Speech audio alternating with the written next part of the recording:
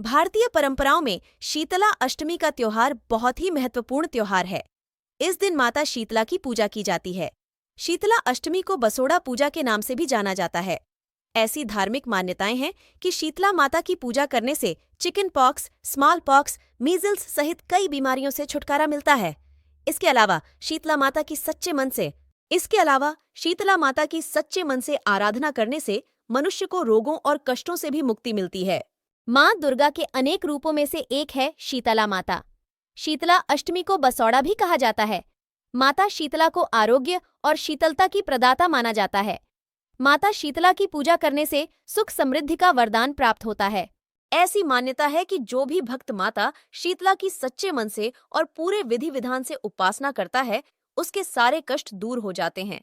शीतला माता की पूजा के दौरान बासी भोग लगाया जाता है।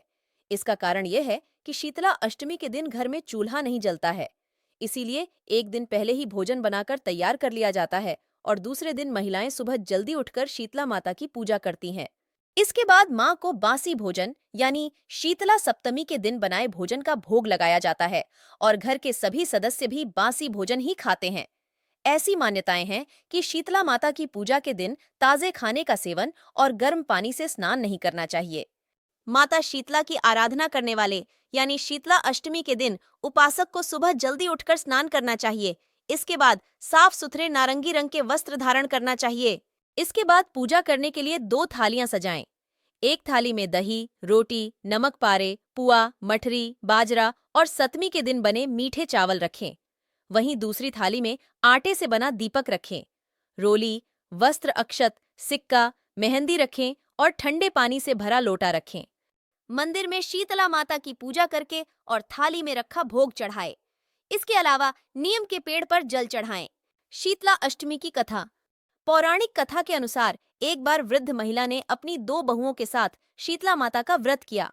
उन सभी को अष्टमी के दिन बासी खाना खाना था। इसके लिए उन्होंने सप्तमी को ही भोजन बनाकर रख लिया था।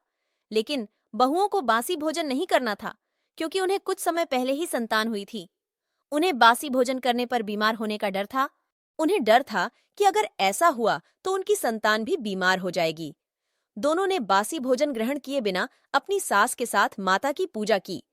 उन्होंने पशुओं के लिए बनाए गए भोजन के साथ ही अपने लिए भी ताजा भोजन बना लिया और ताजा भोजन ग्रहण किया।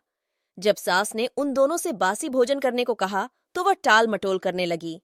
इसे देखकर माता रानी कुपित हो गई और दोनों बहुओं के शिशुओं की मृत्यु हो गई।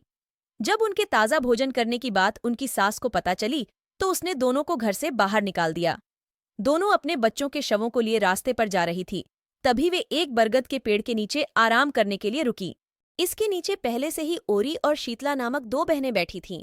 दोनों के बालों में विपुल प्रमाण में जूं थी, जिससे वह बहुत परेशान थी। दोनों बहुएं ओरी और शीतला के पास आकर बैठ गईं। उन दोनों ने शीतला ओरी के बालों से खूब सारी जूं निकाली। जूओं का नाश होने से ओरी और शीतला ने अपने मस्तक में शीतलता का अनुभव किया, जिससे खुश होकर कहा, तुम दोनों ने हमारे मस्तक को शीतल किया है, वैसे ही तुम्हारे पेट को शांति मिले।